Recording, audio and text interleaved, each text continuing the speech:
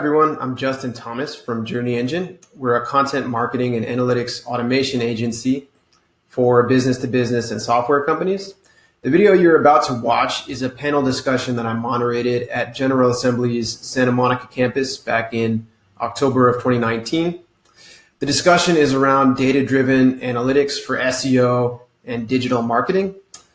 The panel discussion includes myself, Zach Binder, the founder of Bell & Ivy SEO agency, Andy Mont, the director of SEO for Directive Consulting, and David Krevitt, who's the creator and founder at Coding is for Losers and the Blueprint Training for SEO. The core thing we discuss in this video is the concept of the data pipeline for SEO and digital marketing, which is a framework for liberating digital marketers using Google BigQuery, Google Sheets, ETL software, and data modeling. So I hope you enjoy the video. If you want more information on building data pipelines, please just click the link in the description below, and you can find out more information about what we offer at JourneyEngine. Thanks so much. Hope you enjoy the video. Those types. Can you guys hear me okay? Yes, we do. Great. Cool. Applying all the tech, I went into finance to get into finance, right? But all I learned was tech. All I learned was how do the biggest banks, the biggest insurance companies in the world, how do they analyze their risk? What do they do with it? How do they trade based off that? So you can imagine that's enterprise grade kind of data pipelining. So everything I've done in the marketing space since then has been really taking what I learned in finance and financial tech and kind of applying that to, to companies that were really just starting to get onto this stuff, within the last 5 or so years.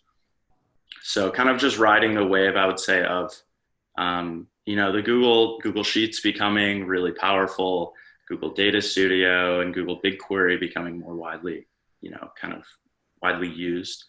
And yeah, just taking all of these tools that we now have super easy and cheap access to, which is really incredible, and applying them to fields like SEO. I would say, obviously within marketing, there's nothing like SEO if you want to work with data. There's just so much to work with and so much to do. So yeah, it's a very exciting time to work in our space for sure. Very cool. David, we took a quick poll before the event began, and for the most part, people here seem to be beginner level and intermediate level. So just in case this went over anyone's head, can you give a quick, just really quick elevator pitch breakdown of what a data pipeline for SEO is and the value of the data pipeline? Yeah, so at its, no matter what we call it, we're all doing some type of complex data analysis that if you showed it to a caveman, right, they'd be like, what are you doing?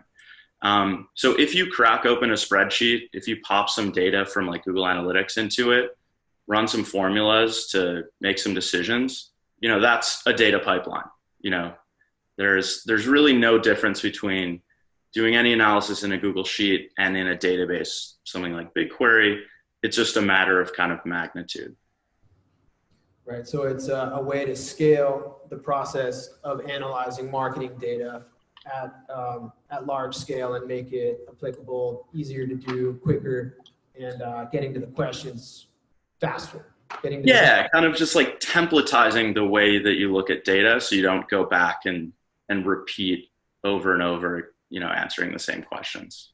Awesome. Thanks so much for that breakdown. Wanted to make sure we get into that early because I think that's super important. Andy, do you want to give us a little bit of background? Yeah, so my name is Andy Monte. I'm the director of SEO at Directive Consulting, a digital marketing agency in Irvine, California. Pretty much how I got my start, I got my start starting as a website developer. And so I went to school, got my degree in marketing, and kind of back then it was just kind of a marketing consulting degree. And one of the internships I had was for this company called UCPOC, United Cerebral Palsy of Orange County. And, I was doing a lot of odd and end jobs for them. But one of the things that that I really enjoyed doing was updating the back end of the website. And so that was like my first step into this kind of world, like updating websites, looking at, code, understanding the analytics behind how users interact with a website. And something about that just really clicked for me. So I spent the next like 7-8 years learning how to code, doing freelance work, and working for an agency in LA, working on a bunch of different websites. And I was able to learn and grow a lot there. Unfortunately, I was still living down in Irvine and driving to LA every day. And after like 2 years of doing that, I couldn't do it anymore. And so I started looking for other jobs closer to where I live. And one of the things that really kind of sparked my interest was I was finding a lot of SEO jobs, in particular one for Directive. And I had always really loved, working with the analytics team at my old agency, just because going into college, I was a math major. I really didn't know what I wanted to do, but I was good at math and I really liked math. And so in my head, I wanted to be a math teacher. And something about the analytics, if I don't move for like 20 minutes, my lights turn off. I think it's okay. Can you guys see me okay? Yeah. All right, it's fine. So it was something about the analytical part of, website building and SEO is kind of what drew me in. So I started applying for a lot of SEO jobs, and luckily got the job here at Directive. I've been here for about 3 years now, just kind of working my way up from just a regular junior specialist to the lead of the department. I'm learning a ton as I go. I'm still learning a ton, but for me, it was that analytical data side of SEO is what really drew me into it, and it's what I really enjoy about what I do every single day. Awesome. Thanks so much, Andy. Yep. Just a little bit of background about myself as well. I've been working in digital marketing and analytics for a little over 10 years now. I started my career, like you guys, in the analytical side of things, doing insights and analytics for larger ad agencies, and then kind of some work for startup agencies and smaller shops. And then I started JourneyEngine a couple of years back to focus on business-to-business companies, software providers, and kind of working with people like David to get to kind of demystify the analysis process for agencies and for businesses, and to help companies do data-driven marketing. So that is where I'm at today. First question I would like to go into with you guys is, where do you see the future of SEO going? And what do you think the most important skills are today? And are those skills different than what they're going to be in the future? Zach, why don't you go? Yeah.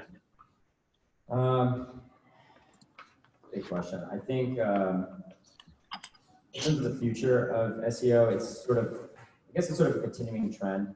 I mean, look, what is it? You say, 8 or 9 years ago, maybe, if you had wanted to look up the weather on the internet, you go to weather.com, and now, if you want to look up the weather, especially on your phone or any sort of browser, you usually just type in like LA weather or Los Angeles weather, and you get that snippet at the top, and it's direct from Google. And I think sort of the appropriation of what else is, of everything that's on the internet is the trend that Google is going to continue with the most.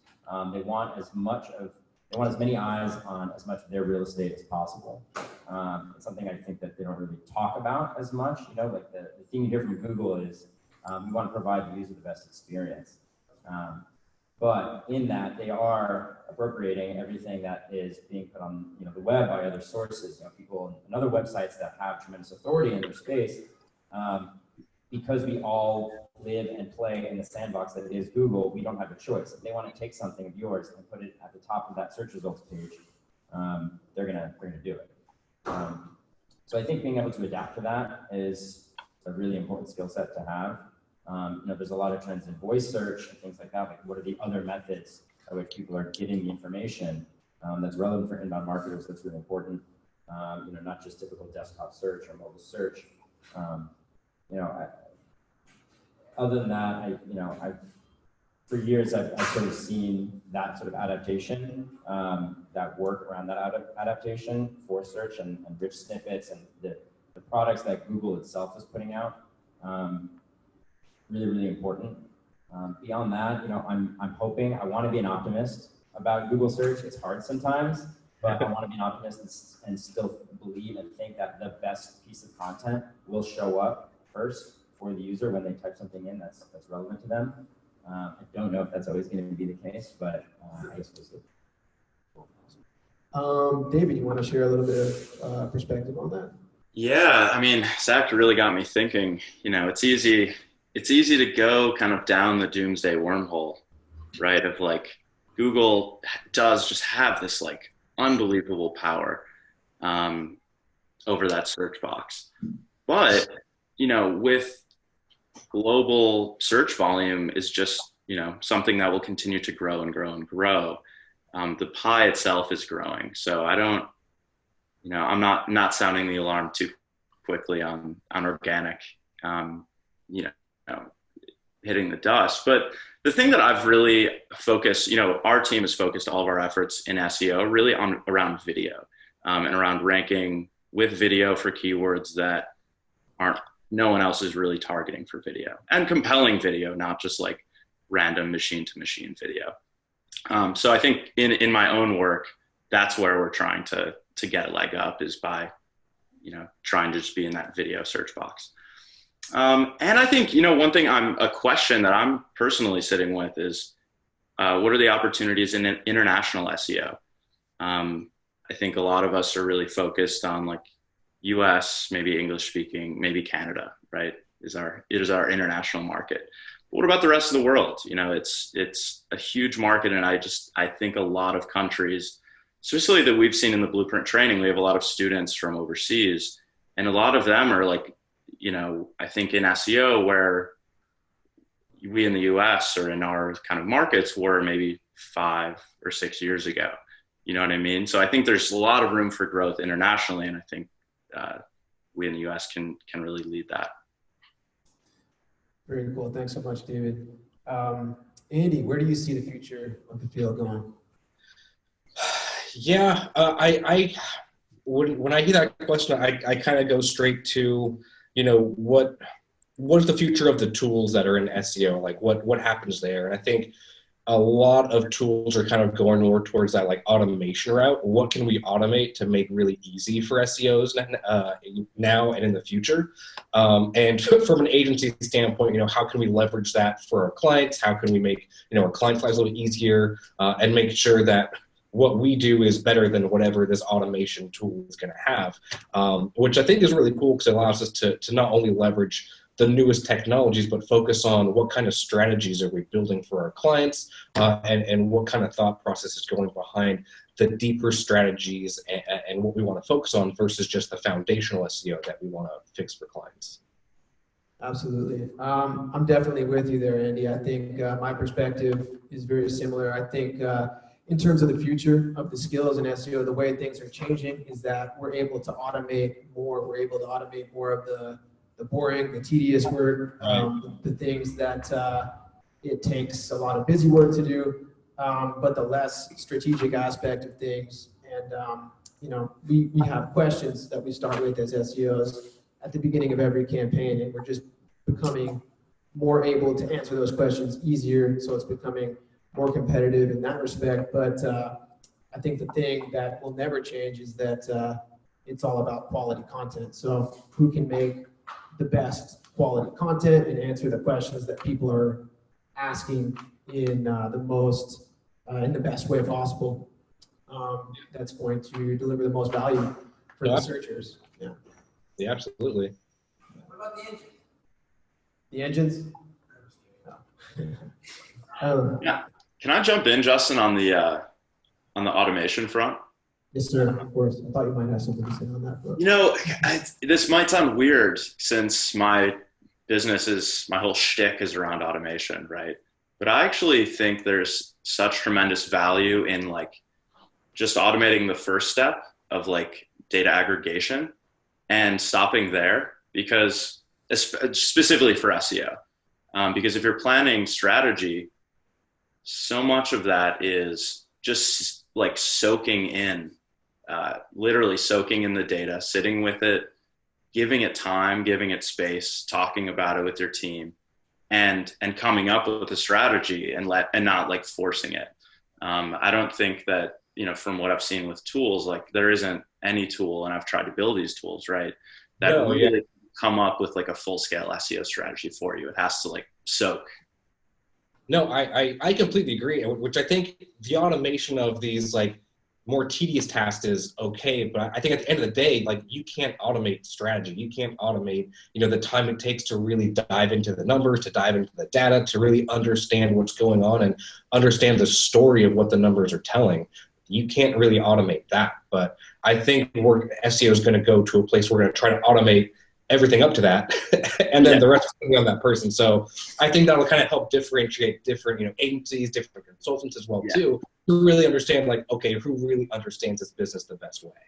Completely agree. So like we built a tool, for example, it's called the website quality audit, and it runs in BigQuery, and it brings together crawls and analytics, keywords, all the stuff that you need, and it spits out a bunch of recommendations. But what it really does is like spits out those obvious like technical things that you need to fix. Yeah. And then with content, it's like, well, here's this big bucket of content that isn't doing very well. Like, look at this. We can't really say what you should do with it. Beyond that, yeah, it's you.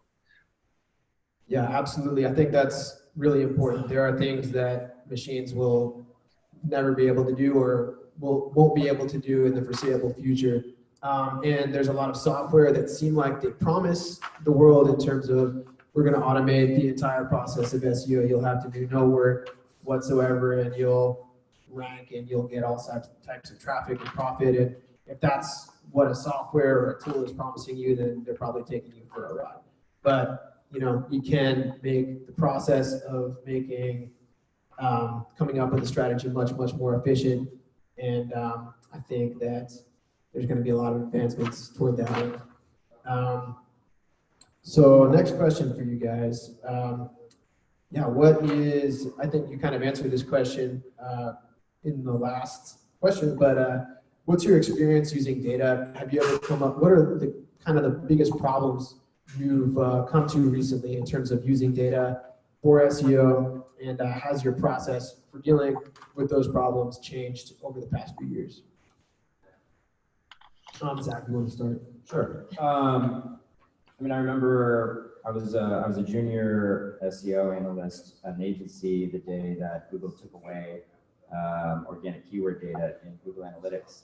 And I remember one day we just logged into Google Analytics, and before, where we could see what everybody was searching for in terms of traffic acquisition, people coming to our site, it was gone, replaced by the dreaded not provided.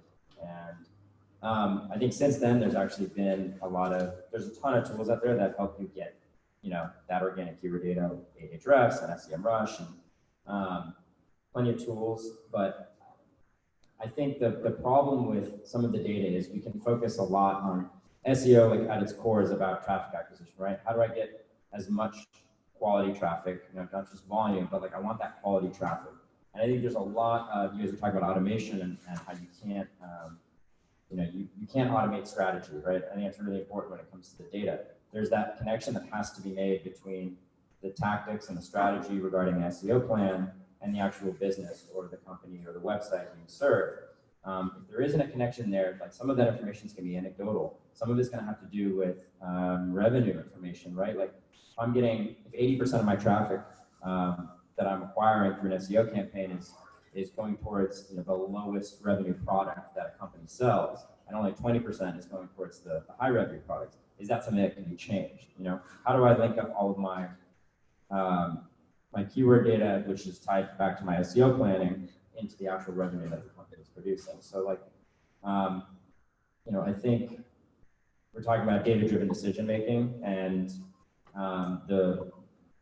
the revenue aspect of that, the client service aspect of that, but the actual business side of that is really important. So tying those together would probably be my number one goal when it comes to data. I'd like to see SEO reports, and I've seen a million dashboards in my life, and all of it stops at the traffic that got to your site, or how many clicks you got, or how many page views, or maybe how many downloads, or whatever happened on site. And I think there's so much more that happens after that you want to close the loop on that reporting circuit and see everything from start to finish, and then use that to feed information back into your SEO plan. Absolutely. Yeah, I mean, that kind of gets me thinking as well.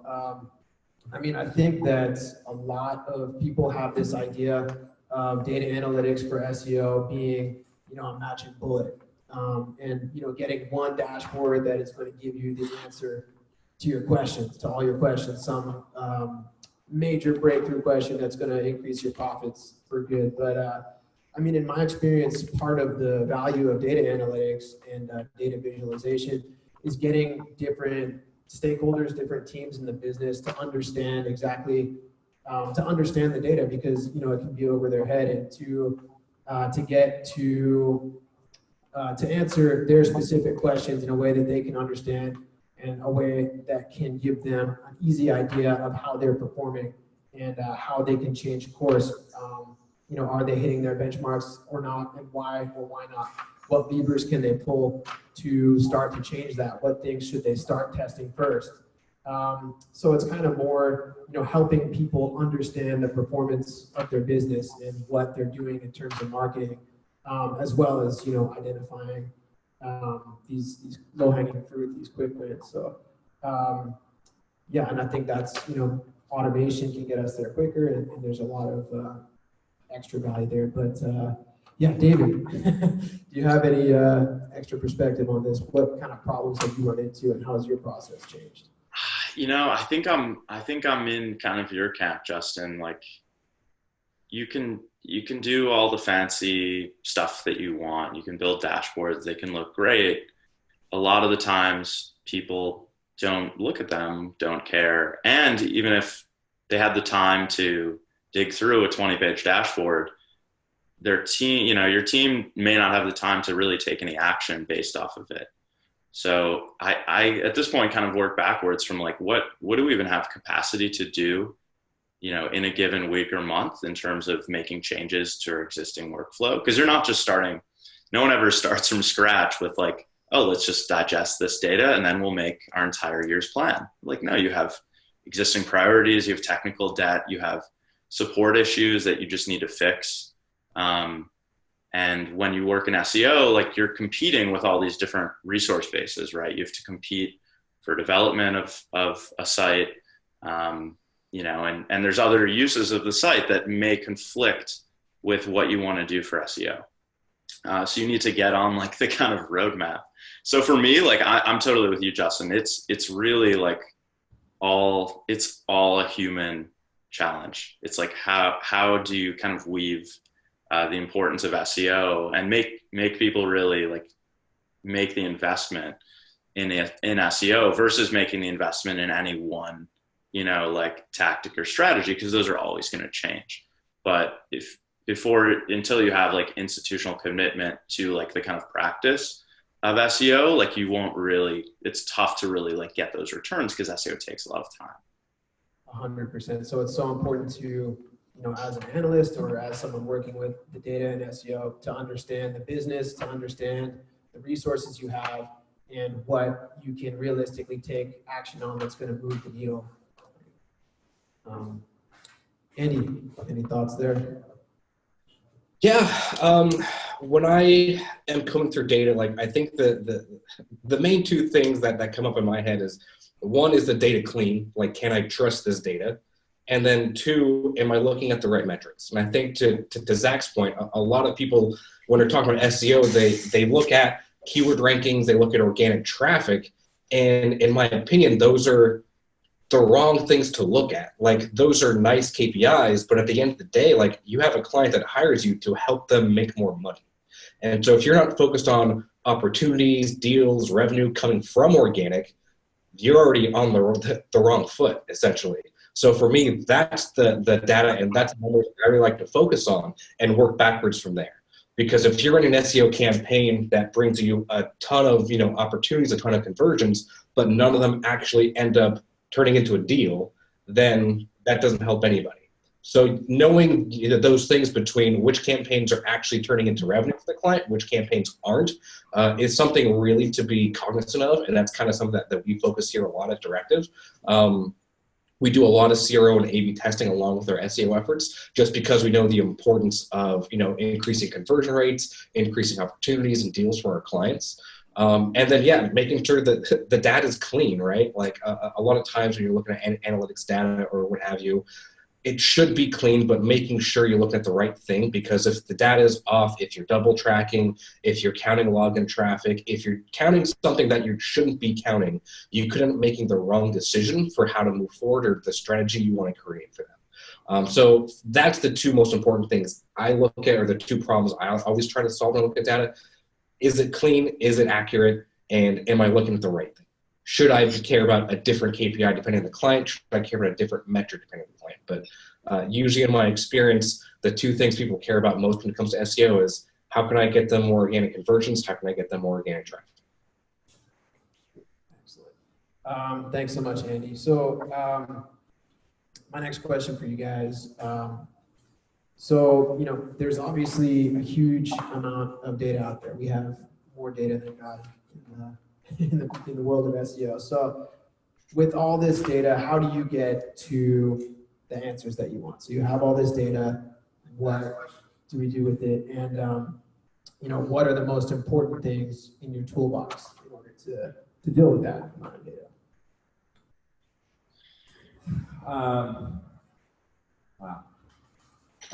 I think so. We might, Bill and I do, right? We don't solely focus on only SEO campaigns, but we do have SEO campaigns as part of broader digital marketing campaigns. So a lot of the times our campaigns have to be flexible. They have to be flexible in terms of size, scope, budget, what the client can really invest in a campaign. We try to be as honest as we can and transparent about what it's going to take. And I've had a lot of conversations with clients where they say, they're working in a very competitive space, and they say, I have, $3,500 a month to spend on SEO. What can you do for me? And I come back and I tell them it's going to take a year, at least. Expect to be in this for a year. And this is in a very specific space I'm thinking of, right? Something very crowded, very expensive. And the reason they look at me like, you're crazy. I'm not going to give you, $3,000, $4,000 a month, and you're not going to give me any answers, for a year. And I said, well, it's not that you're not going to get answers. But I think you really need that year to evaluate performance when it comes to SEO. And then I use the data to show them, right? And a lot of that is competitor data. I might pull up a list of 10 other companies like theirs that are in the space. And the analogy I always give them, at least in this is, I'm talking about some companies in the healthcare space, right? Something that's very competitive, it's very expensive. A lot of people invest a lot of money in SEO.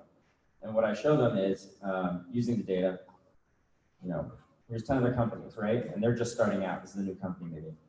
So you're running a marathon, and all these 10 other companies are on mile 23, 22, 24. You're on the starting line, right? As fast as you can, there's no way you're ever going to catch them getting to that, to the finish line, investing $3,000 or $4,000 a month. And here's why. And you can show based on the data of how many backlinks they're getting, what kind of content they're putting out, and the quality of that content they're putting out. You can get a pretty good guess of how much money they're investing, their competitors are investing in their campaigns. And I line it up and I'm like, this is reality. This is where you're at. There's a lot of that. I use the data a lot for that client education process because it's important, right? It's to show that, hey, I'm not ripping anybody off. I'm not trying to pull one over on you. This is the reality of the SEO landscape in your space because it happens to be very competitive. Now, if you were, trying to market the same thing in somewhere more, I don't know, in Boise, Idaho, instead of LA, you might have a different case study using different data, but sort of beside the point. My point is, I like to use the data to let a client know this is where you sit right now, and this is how long it's going to take, or this is what it's going to take to get to the meeting. 100%. I think that's so important to set those expectations up front when you're onboarding a client and to help them understand that this isn't paid media. You're not paying to get traffic immediately. This is a long-term play. This is depending on the situation of the business and where they're at. But helping them understand the ROI over the long term of an SEO campaign versus their other marketing channels is such an important topic when it comes to using the data. David, any thoughts on that? I honestly, I really just preach like less is more. As you know, Justin, I kind of built out this kind of like recipe approach to data analysis. And so anyone that I work with, it's like, well, you could do anything, right? But here, let's just execute this kind of recipe and let's look at the data in this way and let's work from what we learn from it. Let's like narrow our vision. Let's not just like, because if you're just allowing yourself to look at anything, then you can frame any data set to tell you what you want it to tell you. You know what I mean? Or whoever, the site that you're working on, whoever's business it is, can frame the data in a way that, they want to see it to make the case. You can make any case that you want. So I find it's most helpful for myself to not get scatterbrained, to kind of pin yourself down and say, here's what we want to do. We're going to look at the data in this specific way and follow this kind of recipe, and almost eliminate 90% of the kind of like dimensions and metrics and different data sets that you could be looking at, and just focus on a really small slice that is representative of what you need to do. Absolutely. Yeah, that kind of reminds me, David, I'm sure a lot of people are wondering, your business name is Coding is for Losers, or one of your businesses. Can you give a little bit of background on that branding? I read a lot of code, and it's like, it's probably, it's fun, but it's much more fun to like go out for a bike ride, right? Or do anything else, right? Like not be on your computer. So for me, I was like, I think I was on a plane with a business partner at the time, like probably like 5 years ago. We were going to a meeting, and he was teaching himself to code. He's now like a really great coder and successful founder of a startup. So that's great. But I was like reading a book that I was really enjoying. I'm like, man, like I could be coding right now too, but like, and here's the story, and sorry to ramble on here. I was listening to the song "Women is for Losers" by Janis Joplin. And it goes, "Women is for losers," which is kind of interesting. She's a woman, she's saying women is for losers. And what does women is for losers even mean? And so I was like, women is for losers, coding is for losers. There we go. And that's the name. So it really means nothing, guys. I'm not.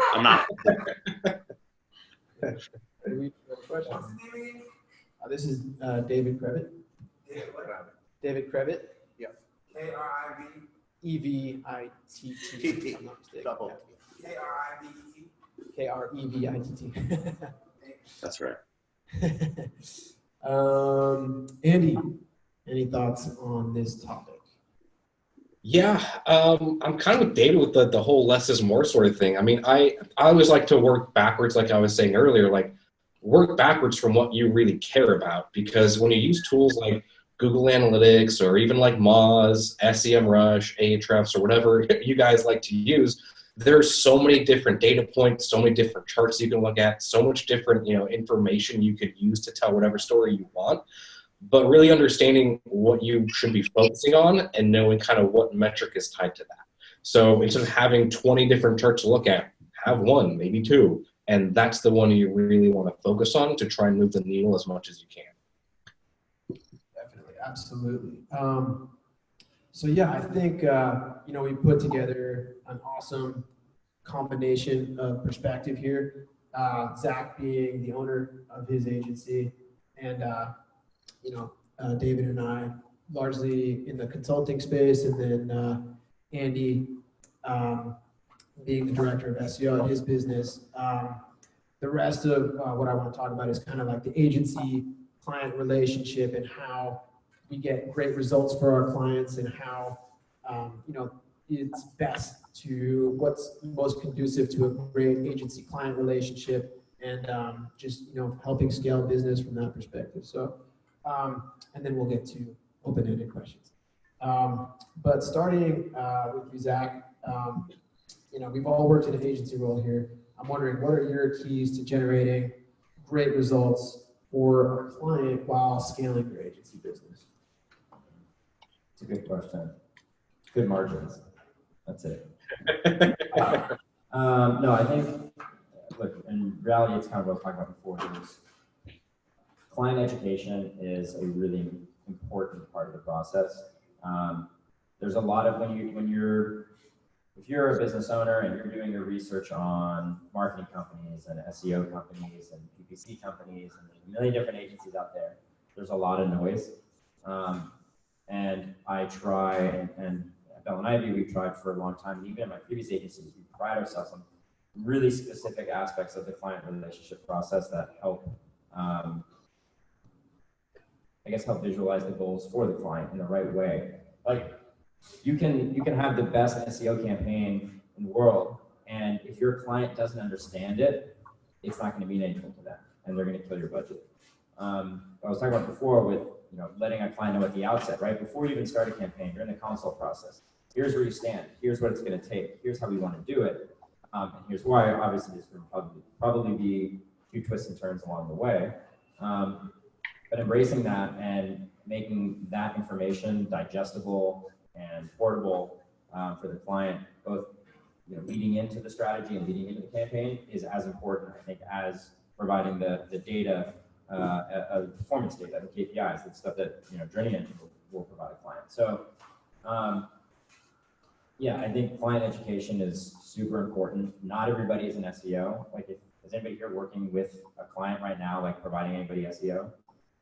You need to let them know what they're getting. You have to be very transparent about it. And I like to use analogies. I think using analogies is really important. Sometimes I tell a client, like, hey, based on where they are in the space and all the factors considered, I might tell them this SEO campaign is not designed to hit home runs. We're trying to hit singles and doubles right now. And here's why, and the explanation. Tell a story. Our reporting every month that we send out to clients is a written report. We type words on paper. And we always tell them, look, this is a long report. It's 10 pages, but everything you need is on the first page. You got a summary, you got some highlights. If you don't read any of it, just read the first page and you'll get all the information you need. You want to call and talk about the rest, that's fine too.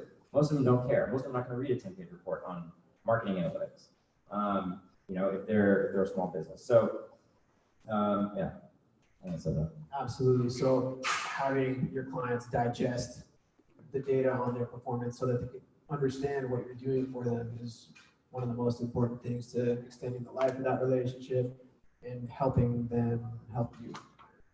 100%. Thanks so much for that, Zach.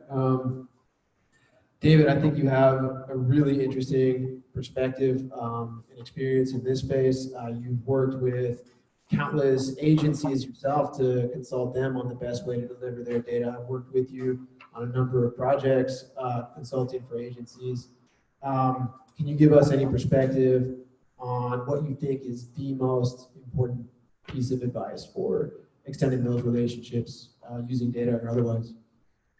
Yeah, so I think my business is a little bit different because we do have an SEO agency, but it's not like the entire core of our business. But I think with everything that I work on, the first thing that I do is like define upfront really what's going to happen. Really, and you know about this with like the agency data pipeline service and the recipe service and stuff like that. It's all productized, and we do that with SEO as well. We don't really leave any like wiggle room for, oh, we'll just like decide what we're going to do in a given month. Let's just do a retainer. It's very, kind of rigorously set out. Like, this is exactly what's going to happen in month 1, month 2, month 3. And then we'll decide whether we want to re-up or not, whether there's more to do. But we're actually pushing. So that's really been helpful with keeping clients, is that if honestly for us, like if we press to make the engagement as short as possible and as specific as possible, then always, for the most part, when we get to the end of that term, there's something more that we'll want to scope out, right? But so we've stopped pressing for the 6 and 12 month retainers even in SEO, right? Because the fact is, like, we're going to front load a lot of our work anyways, and we don't want to, to deal with the management of that. So we'll front load the cash flow as well. So yeah, that's really been the key for us, is just like be very specific, non-open-ended, and you have to spend a lot less time like kind of defending your work, because it's so, like packed in there and concise and tight that there's not really any space for that. Definitely interesting. So kind of productizing what you're doing, packaging it very well, setting expectations and letting your clients know exactly what you're going to deliver, and having them understand your value up front is very important for you. And especially one thing to add, Justin, is that's especially true if you're getting leads via inbound versus, like if you're working on a lot of referral business, then you kind of have more room to play with, because they come to you and they trust you inherently. But all of our business is inbound for the most part, via video and just blogs. So there, it's like they come to us because they see a specific thing and they're like, I want that thing. They're not just like, oh, I want to work with David because he has a cool hat, I kind of want to work with you because you have a cool hat. Well, that's very nice. Yeah, absolutely. That's the nice thing about having inbound leads, is they're a lot of the times already sold almost, because they've seen your awesome content, and it's just kind of that, that transition between making them into a client and delivering them already what they know that you have to offer. Andy, any thoughts there? Yeah. For me, it really comes down to like really knowing the basics of SEO really well, and knowing what levers to pull, when to pull them. So it really just depends on the client's KPIs, like the problem they come to you with, right? Like, hey, I need help. I don't rank for anything, or, my traffic's been going down month over month. What can we do to fix this? Knowing that, hey, we should probably look at your content to figure out what's going on there. Knowing that lever is probably the best one to pull for that sort of situation is going to be super helpful. So knowing, what levers to pull for whatever problem you kind of see from an SEO perspective, and then understanding the client enough to know, okay, this is their problem. This is what we can do to fix this. Let's pull these two levers and not these three, because there's a roadblock with these ones because they don't have a dev, or because, they don't have a writer yet, but we can do these ones in the meantime for right now, while we kind of work on trying to get something else over here going. So just really understanding what problems you see day-to-day in SEO, and knowing what you can do, like generally what you can do to fix that problem, or what goes into fixing that problem or resolving that problem. That's kind of where you see the most success, in my opinion, just being able to say confidently, hey, this is your problem. I know this for sure is going to work.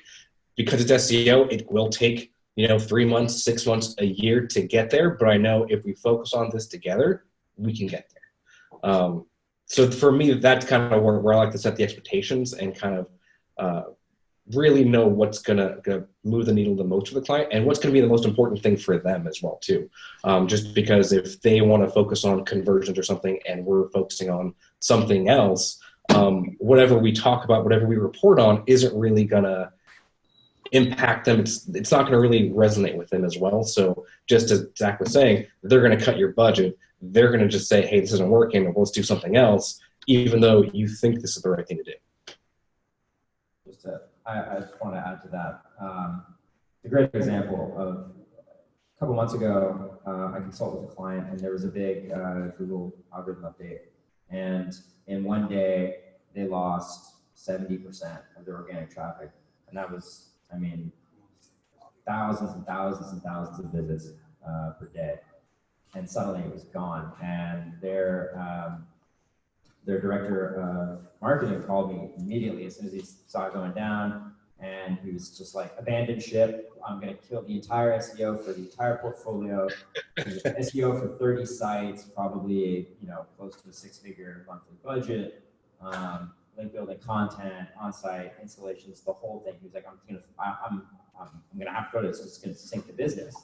We're gonna lose 70% of our revenue. And I said, just wait, because I started getting into data. I started looking, and then I asked him. I said, wait 1 day, and I want him to tell me what his conversions were. In this case, the client was were tracking offline conversions, phone calls, right? We wanted it to see phone calls from the sites. The next day, they recorded more phone calls than they did the previous day, with a 70% loss in traffic. And that's because they lost a ton of low quality traffic, but they gained a marginal increase of some super high quality traffic in some pocket they tapped into. The algorithm update was really mean to them and volume, but really good to them in quality. And so without the data and without having your full reporting circuit, moved in, you would never have that information. Your campaign would be over. So just in terms of how the data is so important to the client relationship, and having as much information as possible, even if it doesn't feel like it's relevant to what you're doing on like a tactical SEO level, is really critical.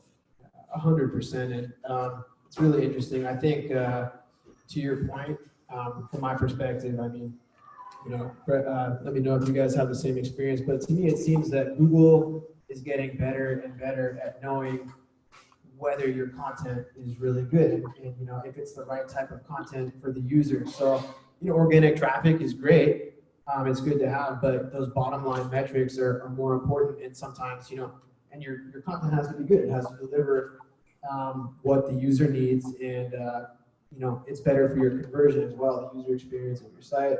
Are you delivering what the user needs? So if you have junk on your site, if you shouldn't be getting that traffic, then Google's getting better and better at knowing you're not going to game the system and just get this traffic, and maybe it's not even the best type of traffic for your business anyway. So without the data, you would never know that, and that's why it's so important to be able to answer those questions for the business and show them how organic traffic is not only moving the needle for traffic for the sake of traffic, but traffic for the sake of ROI and for the business. So, any thoughts on that, guys? Justin, one thing that came to mind, Andy really said this earlier about, I know Directive, they really focus on deals, right? Right. Someone, I don't know if I saw this on Twitter, but someone said, leads, what did they say? Traffic, don't forget that traffic and leads are actually a cost. Leads that don't convert are a cost to you. So it's just I don't know if that's the way to think about your site and your business in general, but it's a way that kind of opens up a lot of gateways of, think of everything that doesn't close is just your cost of doing business. So having less traffic and less low quality traffic in that sense actually is a great thing, because you'll have less low quality leads that don't convert. And this breaks down, if you think about how it connects with email, it very tangibly is a cost. Your email list growing with low quality leads will ratchet up your cost for MailChimp or whatever, sometimes by hundreds of dollars a month. So not all traffic is good for your business. No, yeah, and I think for my standpoint, that's why we use that as a metric, but it's not the metric. Same thing with keyword rankings. It's nice when they go up, but that doesn't necessarily mean that traffic's going to go up or leads are going to go up. You could now rank for a bunch of crappy keywords that don't matter to anybody, so that it doesn't help anyone. So that's why we like to focus on that so much, and then use those other more common SEO metrics to help us get there, to make sure we're ranking for the right keywords, not just any keyword, to make sure we're getting the right traffic, not just any traffic. Absolutely. So thanks so much, guys. So much good insight and perspective there. Before we open the floor to your questions, just want to ask you guys, is there anything you want to tell us about what you're doing right now? Anything real cool you're working on, or anything you want to pitch us on real quick before we open it up? I don't have anything to pitch. We're a boutique agency. We have a team here in LA. If you want to come and talk to any of the Bell and Andy team, they're sitting right here. So you guys have this panel and talk to them more about the business. Feel free. David? Working on a couple things. One, teaching kind of SEO at full scale, build an SEO agency training over the blueprint.training. Have a lot of great Google Sheets tools and templates and stuff like that.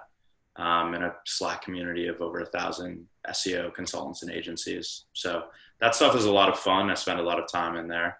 Yeah, and other than that, really helping agencies and marketers, individual marketing consultants move into a more advanced like Google Sheets and Google BigQuery kind of data analysis stack.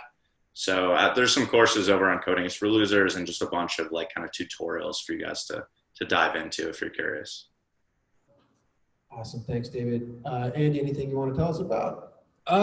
Nothing really comes to mind. I know internally we're working on a tool called Pulse.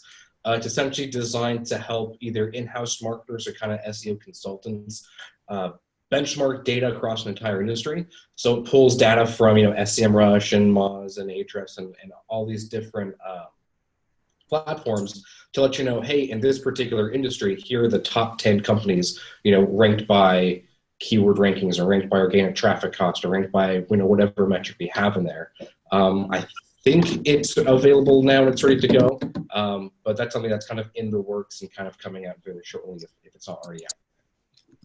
Very cool. Thanks so much, Andy. And yeah, now I just want to open the floor to questions from you guys. Anything you want to know? Thank you for making this happen.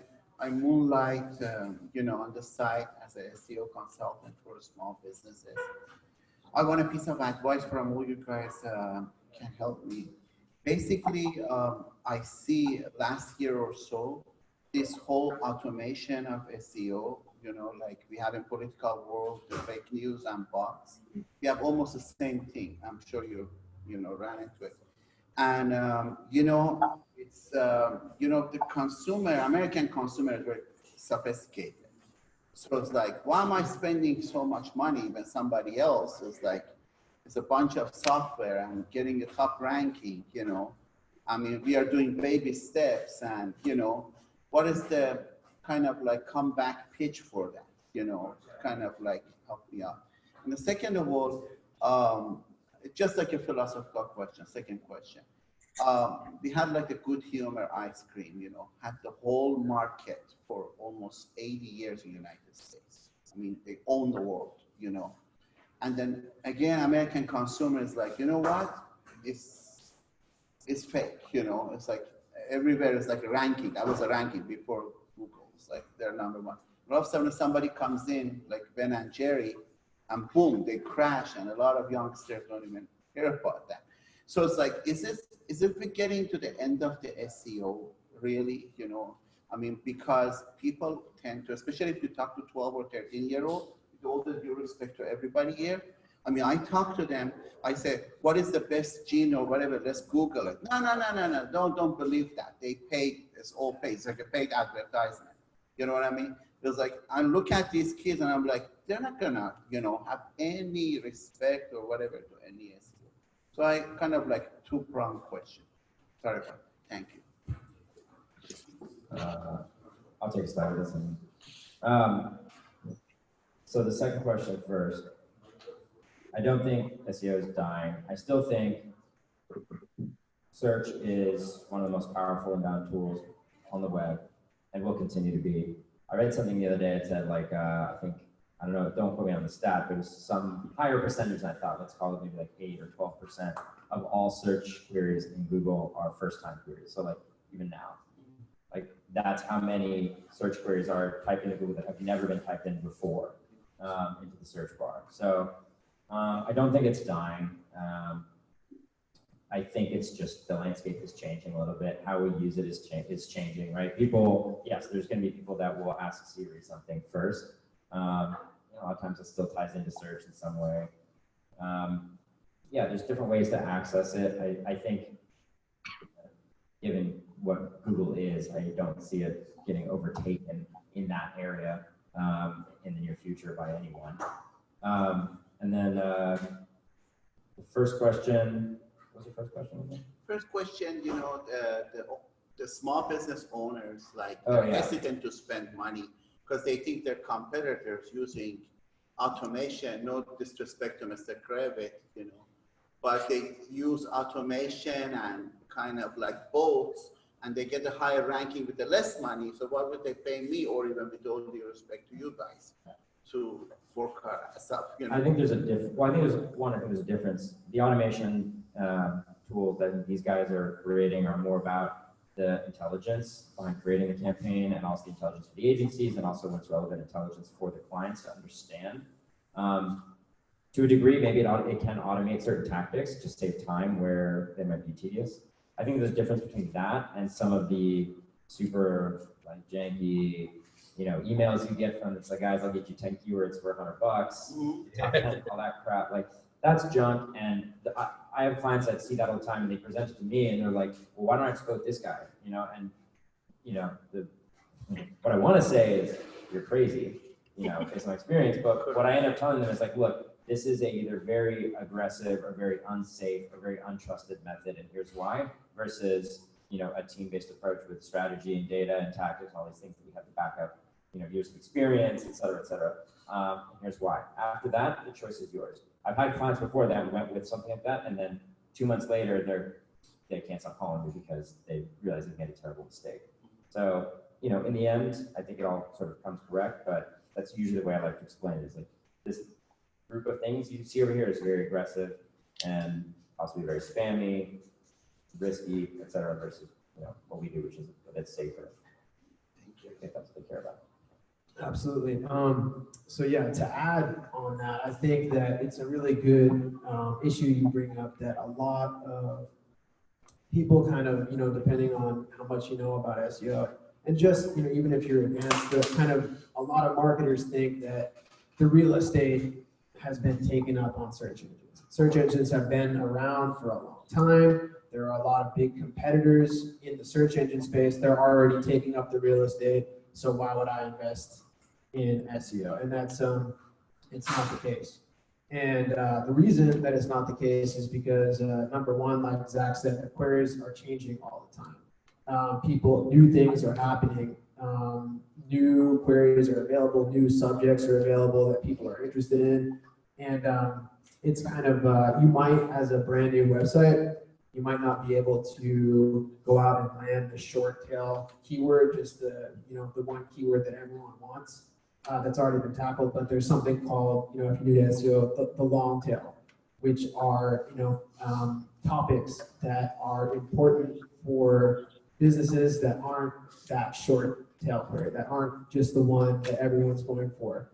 And, I've helped, especially in the business to business space, there are topics that you can rank content for that are going to help a business owner, that are going to drive them to purchase. Even a brand new website can go out and rank for a topic with a really in-depth long-form blog article that's going to sell your service, and that is going to make you a profit, even at the small business level. To your other question, in terms of like the tools that David's building and the content that he's doing on my website, on David's website, there are free tools that you can go out and download that you can put to use in your business right away. Even though it seems advanced, it's it's not out of reach, and actually it's making advanced data tools that people think of as being very advanced and enterprise level are becoming more available to small businesses, and you can definitely put that to use at a lot of different sizes of business. And then if I could jump in on that one really quick, just to kind of sum it up, to Zach's one, that second part of that question, like 100% agree with that. I don't think SEO is dying or going anywhere soon. I think Google's just changing the platform, for what better suits them and however they can make more money doing it. So that's why we kind of see a lot more ads in the SERP. But I don't think SEO is going away anytime soon. I think they're just getting different opportunities to show up organically, whether it's through map packs, through knowledge graphs, through feature snippets, through voice search, through what have you, so that the platform for how we get there organically is changing a little bit. But I don't think it's going away.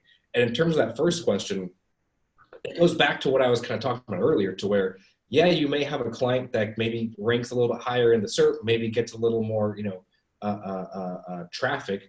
But you can probably ask them, like, but how many more deals are you closing? And the answer is almost always none. Just because I've had a few clients that have used automation platforms like that before, and I think they went with them because they were a cheaper option, and they came back to us in 3 months saying, hey, like, these guys didn't do anything. Like, yeah, we saw a lift in keyword rankings. Yeah, we saw a lift in traffic. But at the end of the day, like, we were paying X amount of dollars a month to these guys, and that didn't do anything for our pipeline. So I think that's a good argument you can kind of take back to your clients, like, hey, you could invest here, but at the end of the day, the automation tools that exist right now really aren't going to help you drive more conversions or more like relevant traffic to your site the way that a consultant really could. Thank you. Thank you. We have one more question. Sure. Hey there. I just had a personal question, just totally selfish needs here. I'm an independent filmmaker, just trying to grow, get more traffic. Website, sure, but you know, honestly, like platforms like Facebook, Instagram are just as good, if not better, because it also just immediately showcases your work. And for someone like me who literally probably would want to invest as little time into this as possible and as little money as possible, like a couple $100 a month, and make sure that that is like, you know, well spent dollars, because I've done the whole like, you know, get a bot to like get you likes and views and shares, and that doesn't seem to work. And I'm just kind of wondering, like, well, in this given scenario, at a really, let's just say, pro client like me, what would you recommend starting out? Like, I'm not starting from scratch, and I know it is a lot about the content, but I'm constantly wondering what is the sort of content I should be delivering, how often, etc. I feel like David is chomping at the bit for this one. Oh man, I love YouTube, honestly. For a situation like yours, like serialized regular posting to YouTube and like building up an audience there. The thing about YouTube that's I think way more interesting than working on like posting videos to like Facebook or Instagram, which are great for your type of work, right? You want to be super visual, you're a filmmaker. But the great thing about YouTube is you can build kind of like blog posts around YouTube videos, and get, you know, some SEO juice out of the, you know, the verbal content in your videos, and have compelling content on your website with just like embedding those videos, right? And getting views on those videos and kind of increasing your organic YouTube search via activity on your own website. So for like just film specifically, that's YouTube is really like the social, if you want to pick one social network, that's where I spend my time.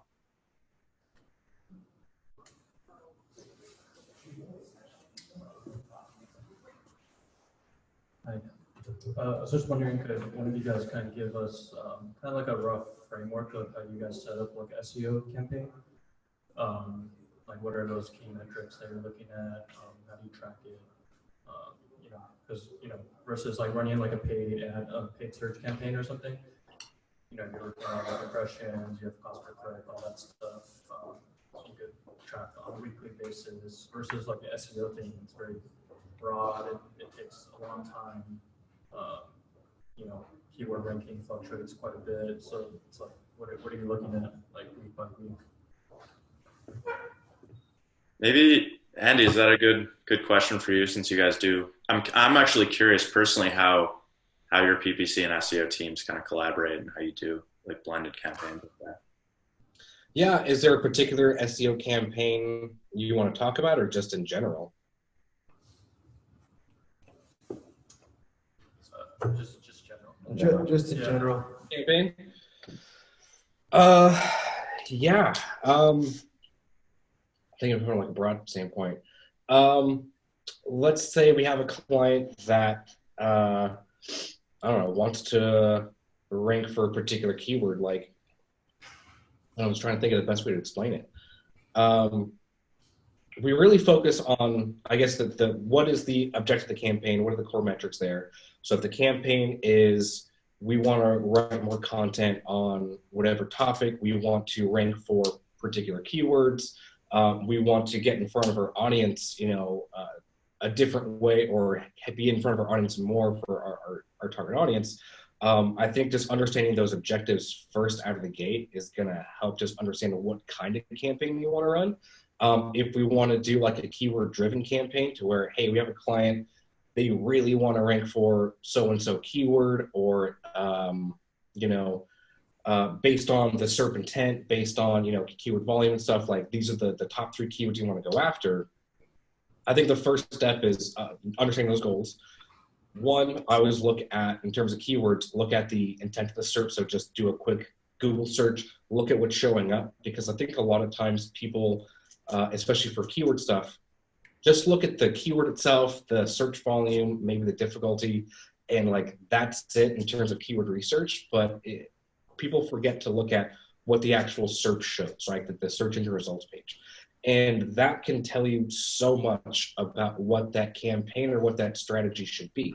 So for Directive, we focus, most of our clients are B2B. So we do a lot of results with like best ITSM software, best ERP software, things like that. And when you look at those, the intent of the SERPs, like there are 2 kind of major trends going on right now. One is a lot of SERPs are becoming more educational in intent, meaning when you look for ERP software or you look for whatever, it's what is Wikipedia, what is, and it's the only thing that are ranking are just blogs around what is that short tail keyword. And so if our objective is to rank for this particular keyword, that's kind of our campaign, is how can we create a really kick-ass content piece around top of funnel, what is that particular keyword, and how can we create more content that we can interlink and link to that main piece to try and get that authority as high as possible to give it the best chance of ranking, as well as a link building campaign to try and send more relevant backlinks back to that particular page. If we're talking about, the SERP where it's like the best ERP software, a lot of times, you'll see a lot of third-party directories in there as well too. And, we used to call this like the Yelp effect a few years ago, to where you would search for something like restaurant near me or something, and it'd just be, of the top 10 results, 8 of them were Yelp, and then 2 were maybe like restaurants. And so kind of that same sort of thinking is happening now with a lot of SERPs as well, is that the top 5, top 6, top 7 positions are just third-party directories saying, here's a list of all the people that do this particular thing. And it's all just comparing what's going on there. So the campaign there how would we, it's not really how can we rank for that particular keyword on that particular page. It's really, what do we need to do to show up in those directories? Because there's no way we can outrank these top 7 people here. We're not getting there. How can we make sure our brand shows up the best way for these particular directories that are showing up? So it really just depends on what that campaign is and what the objectives are for it. But at the end of the day, like I said, it really comes down to how can we really drive more opportunities for our clients? And that really comes down to how do we position our client's brand in front of their target audience the best way? And that just really depends on what kind of campaign you're running. So I hope that answered your question a little bit. Hopefully. Yeah. I think there's a couple really interesting bits of information in there. Number one is the concept of the funnel and the intent of the searcher. So Google has gotten really, really good at knowing exactly the right type of content to give someone who is searching for a certain type of query. So like if someone is searching for best data science program, since we're here at General Assembly, for example, they might not want to rank, they probably won't want to rank General Assembly's landing page that's selling General Assembly service. They know that searcher is at the top of their decision process. They haven't decided what program they want yet. They're just looking for information at the top of the funnel is what we call it. They're looking for information on what is considered to be the best data science program, from the authority websites, from a blog that talks about this, from what we call a roundup style or a directory of the 10 best data science programs from a trusted blog, for example. So you're not going to outrank those types of websites because Google, again, they don't want to rank SEOs. Sorry? Sorry? What do you call it? Stat. What do you call something? I'm trying to make it up. Curious. Oh, like a link roundup or a directory is what you would call. Yeah. So that would be called like a link roundup or a directory is like a web page that's going through the 10 best, for example, or like a listicle style article, for example. So like Google knows that's what that searcher wants. That's going to give the most value to that searcher, and that's what Google is all about, is delivering the most value to the searcher. So you're probably not going to beat those websites. So if you can't beat them, join them, and you know. Sorry. What's your favorite website on the answer? Search engine. My favorite search engine is Google. It's probably because I think 99% of searches is on Google, which is a good question because. Google. Yeah. Yeah, that's a really good question. I mean, right now it's all about Google, but that could change, and there's still opportunity for some of the other search engines. Oh, sorry. I do have one. I've worked with a couple clients in the past where we did start a very specific campaign for Bing because we found that, and I'm sure you guys will probably know this already too, like the demo can be a little bit different. I don't know if it's the case now as much as it was before. This is in the last couple of years. I haven't really explored it that much since then, but we found that Bing was, the default browser on a lot of cheap PCs that people were buying. A lot of families were buying for an older demographic. So we were finding ways to, if we had a client that was specifically targeting products or services towards that age group, we would take the traffic Bing because generally speaking, a lot of the time we're getting really good calls or good leads out of the search engine. So we put some time and effort into it. I don't think it's a major player. I think if you're really looking at using other search engines, a lot of what you do in Google can have the same effects in Bing. So, unless I think you have enough investment and time and there's a real need for it in other search engines to invest that kind of time and effort into getting into specific tactics, search engine by search engine by search engine, I probably wouldn't do anything much differently than I'm already doing for Google. But it just depends. Yeah. Major players ones. Plus, there is a rumor government wants to break the Google. Yeah. I was going to ask that, but I touched too many. Yeah, I heard Elizabeth Warren talking about that on the last debate that, there's some antitrust talks about Google. And yeah, that's an interesting question. So we could see some of these other search engines come up and it might start to be more important in the near to distant future. So that's a really important topic for us, obviously. Anything to add there, guys? I think, I feel like if you're targeting YouTube to rank for a keyword that you might not rank for on your own site, you're kind of like surfing the tailwind of the antitrust issue there, which is, they're going to put that YouTube video up at the top and get you into the YouTube funnel, which is their own product. So yeah, I think Google has a lot of antitrust issues that Europe, for example, has focused on more than we have in the US. I don't think like the fact that, like Zach said, like 99% of searches are Google, I don't think that in itself is an issue. That's just like, people choosing to use Google and Google making intelligent deals with Apple, right, to be, default search on an iPhone and stuff like that. So yeah, but I would be surprised if in 10 years there isn't some other search engine or way of getting information quickly that people aren't using. It's such a huge market that there will be people entering this business, new businesses coming in and just taking some of Google's market share. Absolutely. Yeah, I was actually just looking at this the other day, and Google's at about 88% market share in the US. Bing's at 6, Yahoo's at 4, and DuckDuckGo's at 1. But I was reading some articles that DuckDuckGo is like having crazy growth right now because of just that. So DuckDuckGo, Bing, and Yahoo are all owned by Microsoft and are using Bing's algorithm.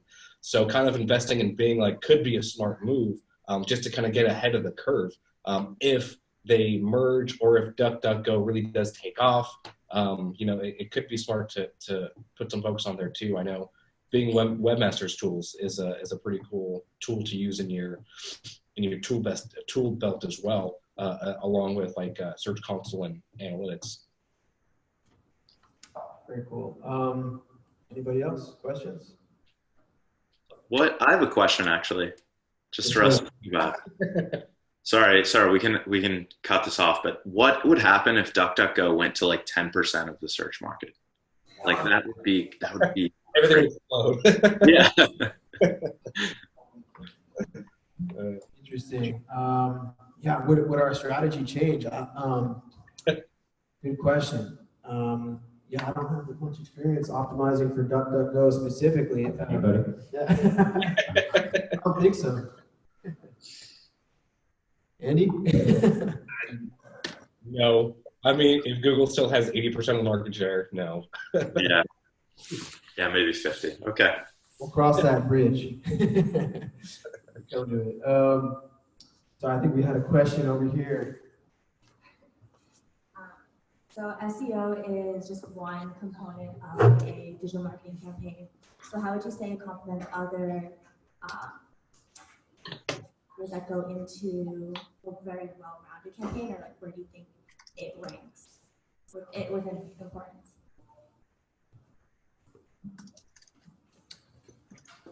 Personally, I would say very important because ancillary to SEO is content. So SEO makes you think about all the types of content on your website, because it's not anymore just about having keywords on your website, getting backlinks. It's about the quality of your content, and is it answering your audience's questions the better than any other brand out there. So it makes you think about different components of your marketing as well. So your social media is going to be driving traffic back to the same content that the search engine is, and it should be top line content. So it's kind of like, I think SEO is related to all the other marketing channels in that respect. So I would say it's very, very important. Anybody else? Well, yeah, I feel like SEO, like it's all the same. It's all just getting a message to someone, whether they find you or you find them. But at the end of the day, SEO just has the kind of like richest data set for getting at what is that content, what should that content look like. But for our SEO campaigns, we use social data as well, right? Looking at how are people talking about things. And we use the same messaging on social and in ads. So it's all one soup. It's just like kind of how much money are you putting into different buckets based on, how much money they're making you at any given time. But the messaging is fundamentally the same.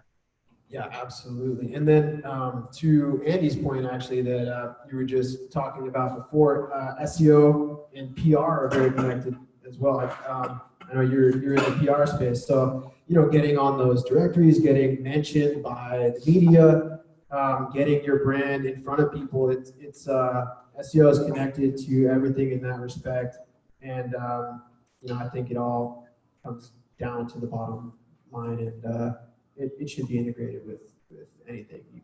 I think you need SEO.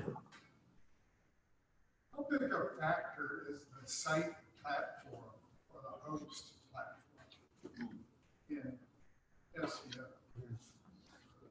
Great question. I recently read a really great article about a great study by Rand Fishkin's new company. What's it? Drawing a blank here, but the best hosts, the best for SEO, and I think they were ranking a bunch of different providers about how fast. I think a big issue, technical SEO is where the host comes in. So how fast is your website? How well does it provide a user experience?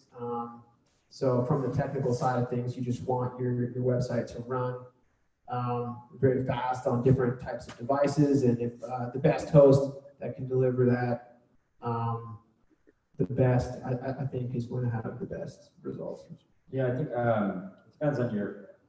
I just read this about there was an update this month, and I think Google's head of search was asked about page speed and site speed and like how important it was. And there was a really sort of troubling example given, which was this is somebody from Google said, well, like if exact site, but like if WebMD right suddenly had a really crappy page speed and site speed tomorrow, we still wouldn't stop ranking them number one for headache symptoms or something. Whatever that term is. Like they're still going to be number one. We will always put them number one for that. So like other people around are like, well, that's not fair. You're kind of picking and choosing. So what the takeaway I got from it was that like site speed can be really important. I think if you're in a small pond, that's not always the case. It's always good to have a fast site, a light site speed, page speed is super important. But at least from what the takeaway this week with the update is, it kind of pissed me off. But like sometimes it may not matter. Yeah, it's kind of most hosts are kind of entering this playing field where they're all at a certain level of quality. Or it's kind of like automobiles, like they're all at relatively similar levels of safety standards. So like, but yeah, it will give you an edge to have a faster website, absolutely, and to have it be fast and performing well on all device types. And if you have a problem with that, then you will have a problem with the search engine. Yeah, and if I could add into that real quick, yeah, to Zach's point, like I think for that technical SEO, for site speed in particular, I call that what's kind of more like a foundational SEO thing, to where, yeah, you should have a fast site. Is that going to mean you're going to all of a sudden jump from the number 10 spot on page one to number one? No, you may one, but that's really about it if you have like a crazy fast site. When it comes to hosting providers, yeah, they're all going to be pretty much the same. I would probably put more emphasis on how you're building your site versus the host himself. There's a lot of really great hosting providers out there. If it's like a WordPress site like WP Engine, Bluehost, HostGator, there's a bunch out there. They all have pretty fast hosting speeds, so it's not that big of a deal. But how you build your site, how you're compressing your images, how you're scaling your images, how you're building the actual website is more important to site speed and affects that more than the hosting provider itself. Thanks, Andy. That's a great response. Does that answer your question? Thank you. There are a lot of one-page sites coming up out there. How are those treated by SEO? Do you guys want to tackle that one? So-called. I mean, The one-page sites? Yeah, yeah, we're talking about one-page sites. I've seen them rank well. I think it depends. It really depends. I mean, most of the clients most of our experiences in, we try to create a bigger library of content on some of the sites we work with that's like strategically created, and we put certain links to it over time. I haven't had that much experience. I know that there is some value in the endless scroll, and I know that a lot of sites have been doing. I don't know if that equates to the same thing you might be talking about with single page sites, but other than that, I mean, it really depends what your site's about. It still depends what is the content of the site and how many links are pointing to that site and what's the quality of the links that are pointing to that site. Generally, so traditionally in SEO, we like to have multiple URLs and multiple pages, and the reason for that traditionally is because it lets us rank for more queries. Because generally you're optimizing for one or a few queries per page, and generally, again, it comes back down to the quality of your content. Like, how much can you really squeeze into one page? How many topics can you really squeeze in one page? If your business is only about one thing, like if it's not a very deep business, then it could make sense. But yeah, again, generally you want to have a blog. Like a lot of websites will want to have a blog where they're addressing lots of different problems that their target market has. And ranking all those blog articles for different queries. But like Yeah, I think it depends. It depends on what the business is about. Yeah, I think those one-page sites, like, they were pretty big a few years ago, and some of them did okay. But generally speaking, like, just to, like, I think, Justin, you nailed it.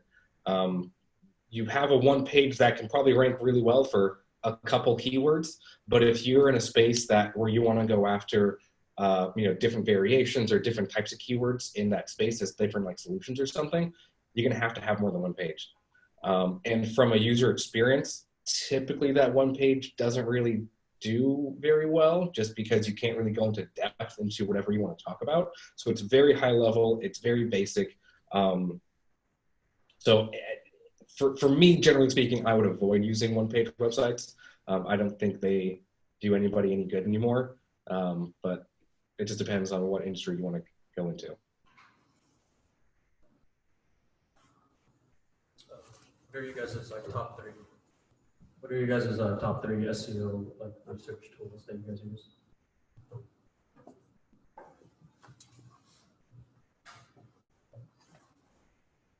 For me, I think mine probably Ahrefs, SEMrush, and either Screaming Frog or Search Console. That would be mine as well. Same. Yeah, that's it, guys. That's all that I mean. That's all you need. Yeah, I mean, Google Analytics is a given, obviously. Right. Or, well, yeah, I don't want to talk about Adobe Analytics today, guys. Also, if you're doing a local campaign, like if you're running any sort of campaign for a local business, some of the local tools like Moz Local and Bright Local, they can be helpful just to give you a better sense of tracking locally. Yeah. Sometimes that information gets washed up a little bit or drowned out in Ahrefs and SEMrush.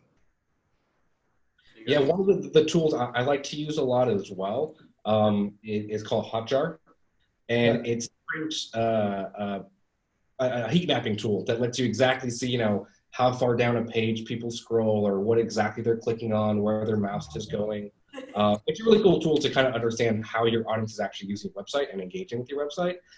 So to help you make more decisions on design changes or adding buttons or adding links or doing whatever you need to try and get more engagement out of your website. So really interesting thing just came up. Actually, none of us said Moz. So like that's really interesting because probably I would think a few years ago that the answer might have been different. But, no one said Moz. What do you guys think about it? I used to use Moz a lot, but I feel like they really haven't changed their platform enough. And now tools like SEMrush and Ahrefs have come in with not only like the same capabilities, but better capabilities and better like filters as well in there. So like Moz has a pretty cool like keyword explorer you can use there, but SEMrush has an even better version of that because you can do all these crazy filters to really narrow down what keywords you're looking at. They have this link tool in Moz that's okay, but Ahrefs has a way better database for links so you can get really more granular into it. So it was cool like 10 years ago, and it was probably one of the better tools out there, but they really haven't changed enough to keep up with all the other tools that are out there now. Yeah, I think like, general consensus from what I heard is SEMrush is awesome for keyword level research and the user experience that they have and the types of drill downs on keywords are really awesome with SEMrush. And then Ahrefs just has an unmatched link database for doing backlink research. If, you guys agree there? If you're gonna pay, if you're gonna pay for one tool at this point, I'd probably pay for Ahrefs. Cheaper. Because their keyword index is pretty good. And at the end of the day, Search Console now has, much wider data availability. You can get 16 months of data and used to be able to just get 90 days through their API. So honestly, like, it's good for competition. Really, that's what like Ahrefs keyword data is good for, just competition. But that's if I had to buy one. Yeah, I would 100% agree with that. If you had to buy one tool, buy Ahrefs. They have a 14-day free trial, I think, or is it 7-day free trial you can test it out with. But that gives you an awesome link database you can play with, and their keyword tools and content stuff is pretty cool too. But if you had to choose one, that's the one I would choose. Anybody else? All right, sounds like that's it for tonight. Thank you guys so much for joining us. This was awesome. Really appreciate it.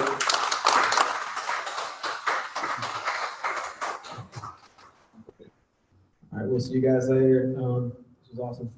All right, thanks for having us. Bye. Yes.